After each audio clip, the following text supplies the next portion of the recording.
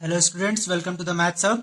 तो इस चैनल में हम लोग एनसीईआरटी के मैथ्स का सॉल्यूशन बनाते हैं, जिसमें से आज हम लोग बनाने वाले हैं क्लास 10 के एक्सरसाइज 6.1 6.5 का क्वेश्चन नंबर 6।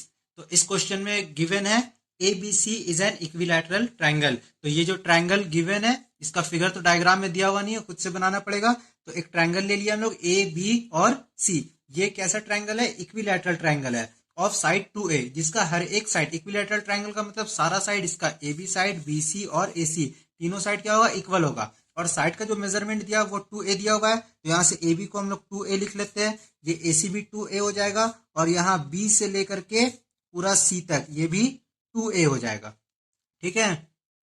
अब आगे बोला गया find each of its altitude. अब हम लोग को इसका एल्टीट्यूड निकालना है। एल्टीट्यूड मतलब ये परपेंडिकुलर हो जाएगा, और एल्टीट्यूड इसको बाइसेक्ट करता है। तो एडी को हम लोग एल्टीट्यूड ले लिए हैं। ठीक है। और जब एल्टीट्यूड इसका बेस को बाइसेक्ट करेगा, मतलब यहां से यहाँ 2a है, तो ये वाला a हो जाएगा और ये वाला a हो जाएगा, दोनों इक्वल पार्ट में डिवाइड हो जाएगा। तो इसको हम लोग यहाँ से आगे सॉल्व करना स्टार्ट करते हैं। जो गिवन है सबसे पहले उसको लिख लेते हैं। गिवन है A B C is an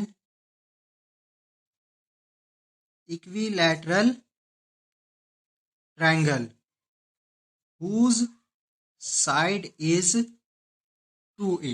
ठीक है। It means A B is equal to 2a, A C is equal to 2a and B C is also is equal to 2a। ठीक है। अब हम लोग को फाइंड करना है एडी, इसका एल्टीट्यूड। एल्टीट्यूड क्या है? एडी है, तो इसको हम लोग को फाइंड करना है। इसका एल्टीट्यूड बनाने के लिए हम लोग इस ट्रायंगल ए बी और डी, इस ट्रायंगल में काम करेंगे। ये एक राइट एंगल ट्रायंगल है, तो पाइथागोरस थ्योरम लगेगा। यहाँ पे लिखते हैं, यहाँ पे in triangle A B D, है ना। अब ए बी डी क्या है? एक राइट एंगल है, इसलिए इस पे पाइथागोरस अप्लाई होगा। तो पाइथागोरस के अकॉर्डिंग इसका ए बी स्क्वायर, इसके बी डी स्क्वायर और ए डी स्क्वायर के इक्वल हो जाएगा। ठीक है। यहाँ पे लिखते हैं बाय पाइथागोरस थ्योरम। ठीक है। अब इसको आगे हम लोग फर्दर सॉल्व करते हैं। ए बी की जगह पे ए बी का वैल्यू लिखेंगे। ए बी का वैल्यू 2a है, तो यहाँ पे लिखेंगे 2a का स्क्वायर। और बी डी, बी से लेकर के डी तक सिर्फ a है, तो यहाँ पे लिखेंगे a का स्क्वायर, और यहाँ पे ए डी का स्क्वायर हो जाएगा। ए डी हम लोग को फाइंड करना है। चलिए, तो 2a का स्क्वायर हो जाएगा 4a स्क्वायर। ये वाला स्क्वायर 2 में भी है और a में भी है, तो 2 का स्क्वायर तो 4 होगा, और a का स्क्वायर a स्क्वायर हो जाएगा, और ये वाला a स्क्वायर यहीं पे आ जाएगा, और ये ए डी स्क्वायर हो जाएगा। ठीक है। अब ये a स्क्वायर है, इसको हम लोग इक्वल के इधर करेंगे। ये 4a स्क्वायर तो इधर ही रहेगा, ये वाला को इधर करेंगे तो माइनस a स्क्वायर हो जाएगा, क्योंकि इधर प्लस में है, और इधर बच जाएगा सिर्फ ए डी स्क्वायर। तो हम लोग ऐसे लिख सकते हैं, A D square is equal to 4a square minus a square. इसको इधर कर दिए, और ये वाला पूरा को इधर कर दिए। Then A D square is equal to 3a square. 4a square में से 1a स्क्वायर को माइनस कर देंगे, तो 3a स्क्वायर हो जाएगा। ठीक है। अब क्या करेंगे, यहाँ पे एडी से हम लोग स्क्वायर हटाएंगे। जब इधर स्क्वायर हटाएंगे तो इधर रूट चढ़ जाएगा। ठीक है। ये हो गया 3a स्क्वायर अंडर रूट। तो एडी का जो वैल्यू आएगा √3, तो ये जो 3 है वो रूट में ही रहेगा, और a से ये स्क्वायर और रूट कट जाएगा, तो ये आ गया एडी हम लोग का फाइनल आंसर √3 इंटू ए। ये हो गया फाइनल आंसर। तो जो एल्टीट्यूड होगा, ये जो एल्टीट्यूड का जो मेजरमेंट होगा वो √3a होगा। तो ये हो गया हम लोग का फाइनल आंसर। इसी का क्वेश्चन नंबर 7 बना रहे हैं हम लोग। इसमें क्वेश्चन में बोला जा रहा है prove that the sum of the square of the sides of a rhombus. तो एक रोम्बस है, ये हम लोग रोम्बस ले लिए। ठीक है। इसका हम लोग नाम दे देते हैं। इसका नाम देते हैं A B C and D. ठीक है। तो रोम्बस में क्या होता है? चारों साइड इक्वल होता है। तो अब आगे क्वेश्चन पढ़ते हैं, फिर जैसा बोला जाएगा वैसा बनाया जाएगा। ठीक है। Rhombus is equal to the sum of the square of its diagonal. ठीक है। तो जो ये रोम्बस है और इसका जो साइड है, ठीक है, ये जो साइड है उनका स्क्वायर, साइड का स्क्वायर इक्वल होता है किसके? इसके डायगोनल के स्क्वायर के सम के। ठीक है। तो हम लोग को जो प्रूफ करना है उसको लिख लेते हैं सबसे पहले। To prove sum of square of the side. तो इसका साइड है A B, B C, C D and A D. ये 4 साइड है इसका रोम्बस का, और इसका सम बोला गया है, तो सबको ऐड कर देंगे। And sum of the square of the side, अब सारा साइड का क्या है? स्क्वायर है, तो यहाँ पे स्क्वायर लगा देंगे। ये चारों साइड के स्क्वायर का जो सम होता है वो इक्वल होता है स्क्वायर ऑफ इट्स डायगोनल। तो इसका डायगोनल क्या है, AC एंड BD है, तो यहाँ पे AC एंड BD लिख देंगे। ठीक है, AC और BD लिख देंगे। और क्या बोला गया है, इसके डायगोनल के स्क्वायर के सम होता है, सम होता है, यहाँ पे सम लगा दिया, और ये स्क्वायर होता है तो यहाँ पे भी स्क्वायर लग गया।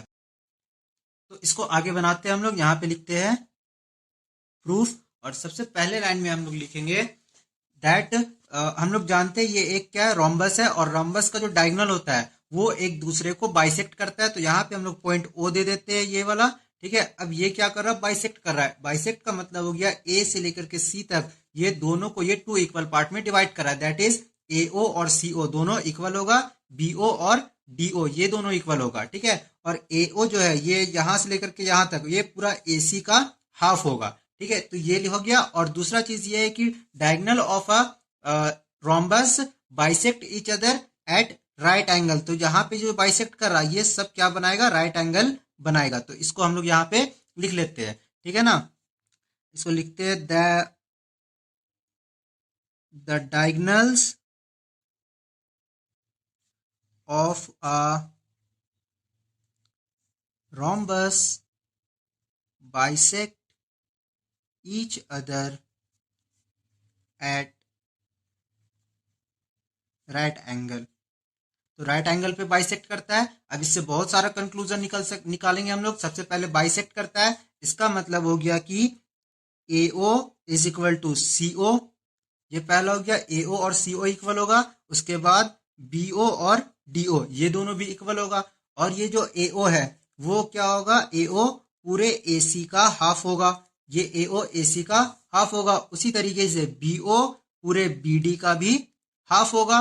ठीक है, BO ये है जो है वो BD का हाफ होगा। इसके बाद क्या है, ये जो बनाएगा वो 90 डिग्री का एंगल बनाएगा। 90 डिग्री पे वो होता है, कटता है एक दूसरे से। और उसके बाद ये एक रोम्बस है तो इसका AB इक्वल होगा BC के। ठीक है, और इक्वल होगा CD के, और इक्वल हो जाएगा AD का। मतलब इसका चारों साइड आपस में इक्वल होगा। ठीक है, अब हम लोग इसको बनाना स्टार्ट करते हैं। अब यहाँ पे हम लोग देखेंगे कि ये जो ट्रायंगल है ABO ये एक राइट एंगल ट्रायंगल है, तो इस पे पाइथागोरस लगेगा। यहाँ पे लिखेंगे in triangle AOB, triangle AOB में राइट एंगल के सामने का जो साइड होगा वो हाइपोटेनियस होगा, दैट इज AB। अब हाइपोटेनियस का स्क्वायर इक्वल होता है इसके बेस के स्क्वायर और परपेंडिकुलर के स्क्वायर के सम के इक्वल होता है। तो यहाँ पे लिखेंगे AO का स्क्वायर प्लस BO का स्क्वायर, ये दोनों के इक्वल होगा। ये कहां से आया, ये आया according to Pythagoras theorem, by Pythagoras theorem. अब इसी को हम लोग फर्दर सॉल्व करते रहेंगे। ठीक है, तो AB स्क्वायर क्या हो जाएगा, AB स्क्वायर की जगह पे हम लोग AB स्क्वायर लिखेंगे। ठीक है, और AO की जगह पे क्या लिखेंगे, AO यहाँ पे किसके इक्वल है, AO इक्वल है AC बाय 2 के। तो AO की जगह पे लिखेंगे AC बाय 2 और इसका पूरा का स्क्वायर हो जाएगा। फिर BO किसके इक्वल है, BO इक्वल है BD बाय 2 के। तो यहाँ पे हम लोग लिखेंगे BD बाय 2 और ये पूरा का स्क्वायर हो जाएगा। फिर यहाँ पे AB स्क्वायर की जगह पे AB स्क्वायर आएगा। AC ये वाला स्क्वायर AC में भी है और 2 में भी है, तो AC का स्क्वायर तो AC स्क्वायर हो जाएगा और 2 का स्क्वायर 4 हो जाएगा।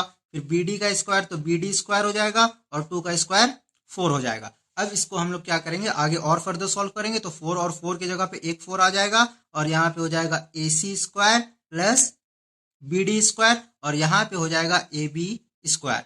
ठीक है, इसको और आगे सॉल्व करते हैं हम लोग।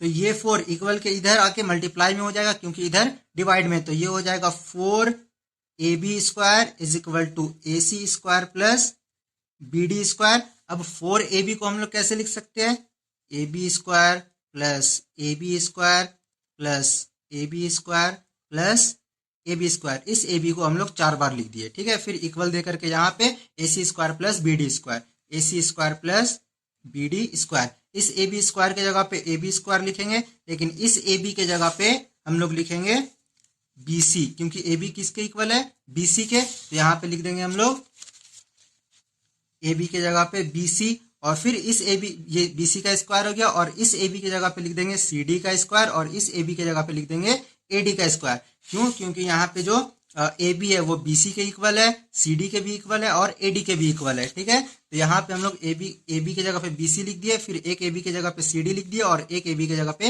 ए डी लिख दिए, फिर इक्वल के नीचे इक्वल और ए सी स्क्वायर के नीचे ए सी स्क्वायर और बी डी स्क्वायर के नीचे बी डी स्क्वायर। तो यही चीज हम लोग को प्रूफ करना था। तो प्रूफ में दिया हुआ था to prove A B square plus B C square plus C D square plus A D square is equal to A C square plus B C square. तो ये हम लोग प्रूफ कर चुके हैं।